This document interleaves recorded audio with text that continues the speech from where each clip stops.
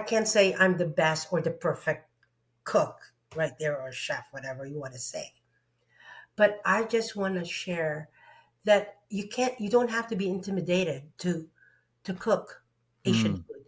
It's simple. Mhm. It's simple, basic ingredients that you need to know, and that you could follow the recipes easily. And then I've seen so many reviews saying, wow, this is my BFF in my kitchen now.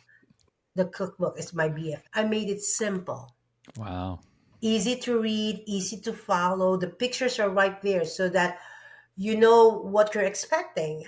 What would it look like when you're done cooking? Mhm. Because I've seen a lot of cookbooks that is all words, right? No picture. And Sure. so sometimes if that's your first time cooking it, you have no idea how it looks like. But with my cookbook, you actually would see, oh, that's how it should be.